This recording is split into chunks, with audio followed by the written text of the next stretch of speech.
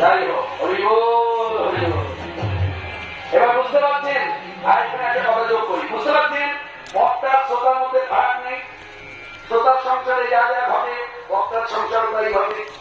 হ্যাঁ, তাহলে বুঝতে পারছেন? তাহলে কেন বক্তার পা ধোয়া জল যাবে?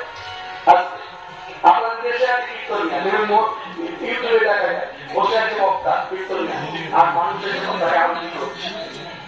একবার জন্য উঠে দাঁড়িয়ে বলছে না, এটা করবেন না, এটা ভগবানকে শোভা পায়। আমি তারা সামনে দাস করুন, ভগবানের আনন্দ করবেন, আমি পাশে রাত দর্শন করুন। আমার নিজের আনন্দ করছে, আমি বসে বসে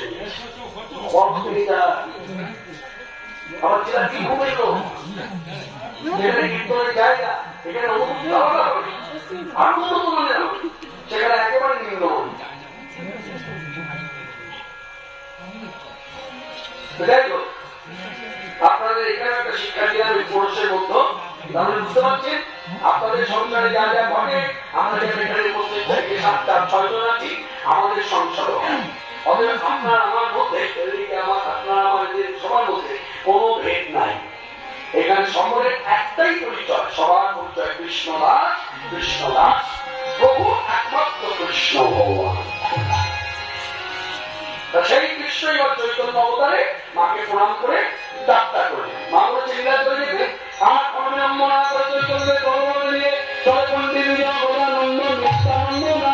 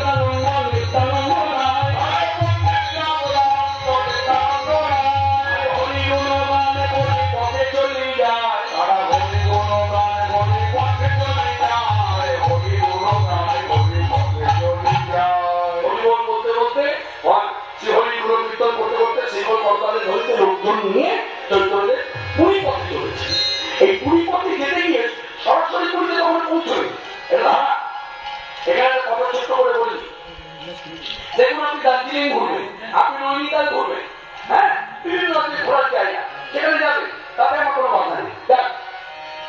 আমি সূত্রটা ধরিয়ে দিই, কাদেরকে আশ্রয় করে যাবেন, দেখবেন গ্রাম থেকে বাস চাই, গ্রাম কর্তৃপক্ষ বাস চাই, সেই বাসে যাবো, কেটে আপনি ঘুরে আসুন। কিন্তু গ্রাম কর্তৃপক্ষ বাস ছেড়ে যে তীর্থে যাবেন, কখনো আমি অন্তত সমর্থন করবো। তীর্থে যেতে গেলে আপনি যে কোনো মঠ মন্দিরে খোঁজ রাখবেন, কোন সময় তারা তীর্থ ঘুরছে। মঠ মন্দিরে সাধুদের সঙ্গে আপনি তীর্থ ঘুরতে যান, তার সাধুদের সঙ্গে গেলে পরে কি হবে? তত্ত্ব জানতে পারেন, তথ্য জানতে পারেন এবং মহিমা প্রকাশ হবে। যেখানে যেটা করণীয় সেটা করা হবে। যদি বলে আপনারা 10 জন যখন এসেছেন দাঁড়া থেকে এক কাজ করুন, এই মন্দিরে গরিবের মন্দিরে বসে একটু গুরু কীর্তন করুন, গ্রাম কর্তৃপক্ষ বলবে, বলতো আপনি গুরু কীর্তন করতে গেলেই বলবে শেষ করে এই সময় চলে গেলে বক্তৃতা নষ্ট করে দিয়ে সামলা কখনো ওইভাবে বলবে না, উঠুন উঠুন উঠুন, সাধুরা পরস্ত বলে আসুন, দর্শনের ঘিরে বসুন, ভগবত বিগ্রহ দর্শন করুন, এর মহিমা কীর্তন শুনুন। এবার আপনারা হরিনাম করে সুখ দিন, প্রসন্ন করুন ভগবানকে। তখন কি খোল করতাম না, তো হাততালি দিয়ে হরিনাম করছে। যেন ভক্তি রাজ্যে চলতে গেলে ভক্তি যাদের আছে তাদের কাছে করতে হবে, জড়জগতে চলতে গেলে যুক্তিবাদী যারা তাদের আশ্রয় করতে হবে। দুটো কথা আলাদা, দুটোর মন্ত্র আলাদা, দুটোর ভাব আলাদা, দুটোকে খিচুড়ির মতো মিশিয়ে দিলে হবে না তাদের চাই। ভগবান চৈতন্যদেব আমাদেরকে দেখিয়ে দিলেন, পুরী যেতে গেলে জগন্নাথ মন্দিরে জগন্নাথের কাছে যেতে গেলে, জগন্নাথের কাছে যেতে গেলে আগে কোথায় যেতে হবে? কোথায় গেলে আইলারে মোনায় গোপীনাথে জগৎসানো করি, আইলারে মোনায় গোপীনাথে জগৎসানো করি, আনন্দপুরের কথা বলে মোর হরি, আনন্দপুরের কথা বলে মোর হরি। আইলারে মোনায় না দেখবেন সাধু সঙ্গে যাবেন, সাধু সঙ্গে যাবেন এবং যদি বলে দেন ধন্যবাদ আপনার সঙ্গ নিয়েছি, আর যে চৈতন্যদেব দিয়েছে সেইভাবে কিন্তু আমাদের দর্শন করবে। কোন সর্বত্রাকে তার ব্যতিক্রম করবে। একবার পুরী যাওয়ার পথে স্টেশন নেমে পড়বে। কোন স্টেশন? বর্তমানে পুরী যাওয়ার পথে বানেশ্বর স্টেশনে নেমে 7 মাইলের পথ অতিক্রম করবার পর যে গ্রামটি পড়ে সেই গ্রামের নাম রেমুনা গ্রাম। সেই রেমুনা গ্রামে এরকম আখড়া আছে। আখড়ার ভেতরে ঠাকুর বসে আছে। ওই ঠাকুরের নাম হচ্ছে গোপীনাথ, যাকে আখ্যা দেওয়া হয়েছে ক্ষীরচোরা গোপীনাথ। তার মানে ক্ষীর চুরি করেছিল। তার জন্য চৈতন্যদেবের পরম গুরুদেবের নাম শ্রীপাদ মাধবেন্দ্র পুরী। এই মাধবেন্দ্র পুরীর জন্য ক্ষীর চুরি করে সে কালিমা লিপ্ত হয়েছে, তাই লোকে বলে ক্ষীরচোরা গোপীনাথ। সেই গোপীনাথের বাড়িতে চৈতন্যদেব ইতিমধ্যে ক্ষীরচোরা আখ্যা পেয়ে বসে আছে। আইয়ারে মোনায় গোপীনাথ তবে সামনে কবি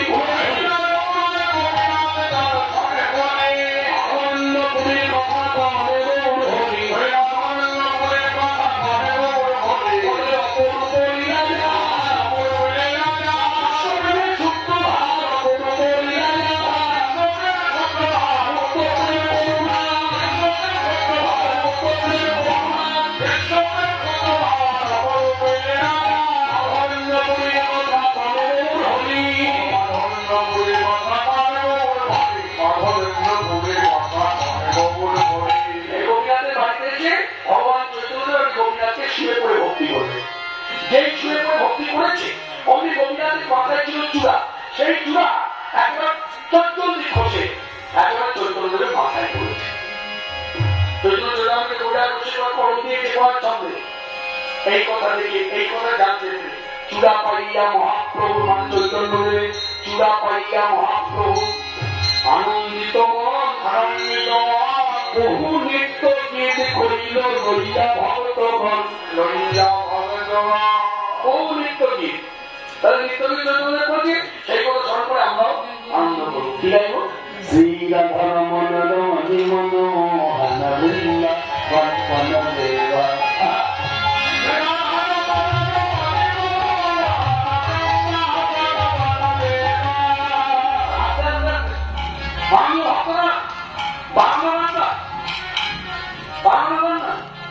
রীতিমতো বৈষ্ণব মহানবী পথ মধ্যযুগের কবি গোবিন্দ দাস। যার জন্মস্থান হচ্ছে কোথায়? মুর্শিদাবাদ জেলা। তার লেখা শ্রীরাধা